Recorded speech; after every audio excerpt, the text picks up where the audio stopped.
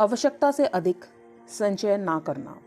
आप कितने भी धनवान हो, परंतु महत्व इस बात का है कि तुम जीवन का आनंद कितना ले सकते हो।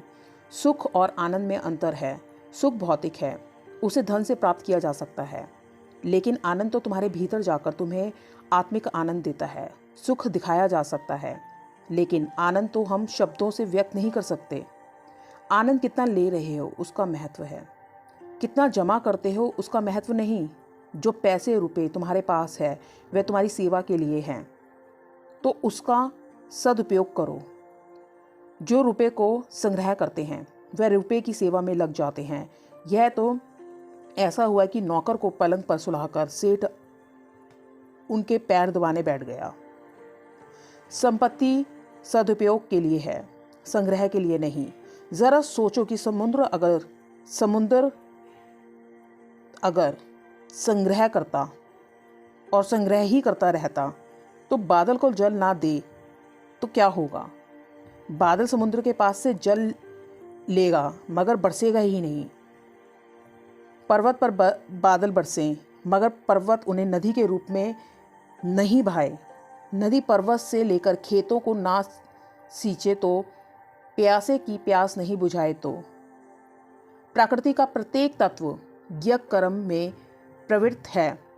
इस यज्ञ कर्म का सार है कि पाओ और बांटो, पाओ और बांटो।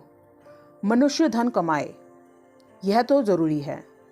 लोगों के पास जो पैसा है उसमें से कुछ की बचत करे, यह भी जरूरी है।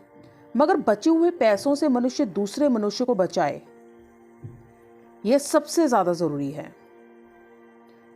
कुछ लेकर आए नहीं थे और कुछ लेकर जाओगे नहीं। बच्चा जब पैदा होता है तो उसके वस्त्रों में जेब नहीं होती। जब मनुष्य मर जाता है तब उसके कफन में भी जेब नहीं होती। जेब तो जन्म और मरण के बीच में आती है।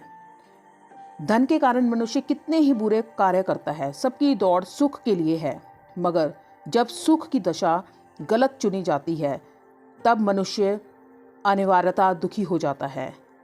इन सारी बातों का सार इतना ही है कि संपत्ति का संग्रह नहीं, सदुपयोग करो। योग में कहा गया है कि परिग्रह पाप है। यहाँ योग हमें सहायता करता है। आसन शरीर को स्वस्थ, एक्सरसाइज हमारे श्वासों का संचालन एवं ध्यान हमें आध्यात्मिक संतुष्टि प्रदान करता है। अंततः यह स्वस्थ शरीर एवं श्वासों का संगीत जब तक चलता है तब तक तुम्हारे पास जो भी है, तुम्हें जो भी मिलता है, उसे दूसरे की सेवा में लगाओ, उसे बांटो। ऐसा करोगे तो जीवन की परीक्षा में पास हो जाओगे, अन्यथा सब व्यर्थ है।